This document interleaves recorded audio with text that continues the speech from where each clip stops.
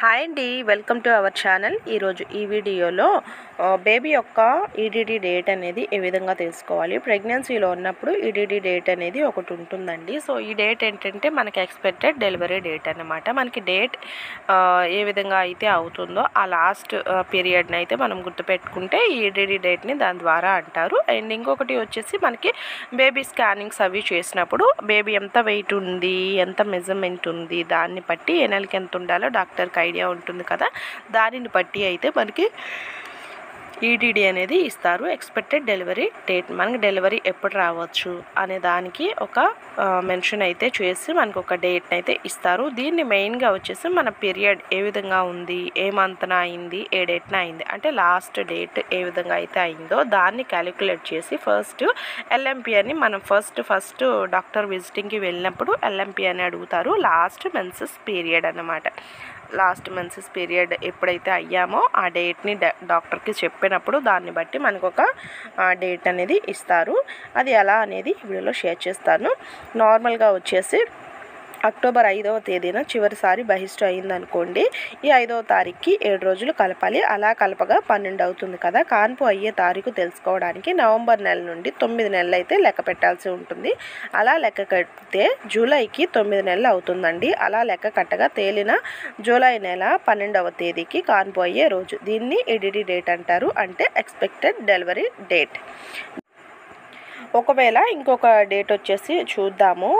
ఏదైనా కానీ మనకి ఇప్పుడు ఎగ్జాంపుల్ ఇంకొకటి చెప్తాను. 5వ తారీఖు మీకు డేట్ వచ్చింది అనుకోండి. 5వ తారీఖు 10వ నెల 2023లో డేట్ వచ్చింది.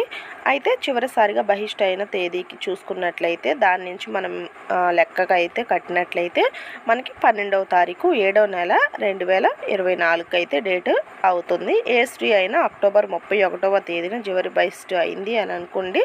ఆ బహిష్టు అయిన రోజుకి 7 రోజులు కలపాలి. నవంబర్ 7వ తేదీ అవుతుంది. ఇటువంటి వాళ్ళ విషయంలో నవంబర్ 7 నుంచి డిసెంబర్ 7 వరకు ఒక్క నెల అవుతుంది. అందుకని 31 బహిష్టు అయిన దానికి 7 రోజులు కలపగా నవంబర్ మాసంలో 7వ తారీఖు అయితే వస్తుంది.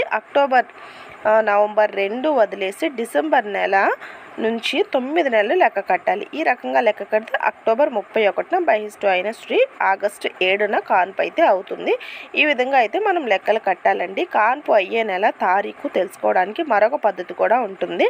ఏ స్త్రీ అయినా అక్టోబర్ 10న చివరిసారి బహిష్టు అయింది అని అనుకుందాము. ఆ 10 రోజులకి 7 రోజులు కలపగా 17 అవుతుంది కదా. అలా కలపగా అక్టోబర్ 17 అనగా అక్కడి నుంచి కేవలం 3 నెలల వెనక్కి లెక్క కట్టాలి.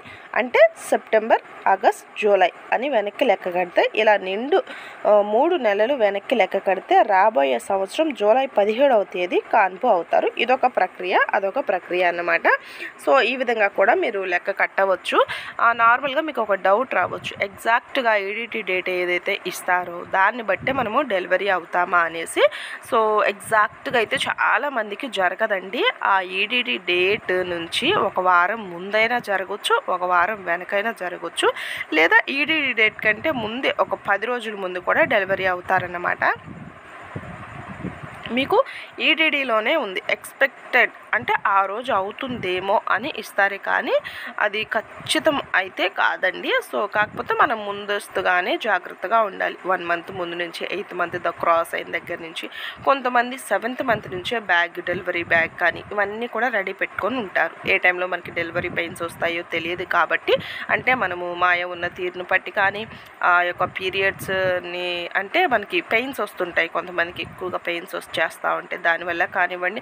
కొంతమందికి ఒక్కసారిగా ఉమ్మనీరు బ్రోక్ అయిపోతూ ఉంటుంది, దానివల్ల కానివ్వండి. ఎప్పుడు డెలివరీ అనేది స్టార్ట్ అవుతుందో తెలియదు కాబట్టి మనకి 7th మంత్ వచ్చినప్పటి నుంచి కూడా డెలివరీ బ్యాగ్ అనేది సిద్ధపరచుకుంటారు. Thank you for watching. Video నచ్చితే like and subscribe to my channel.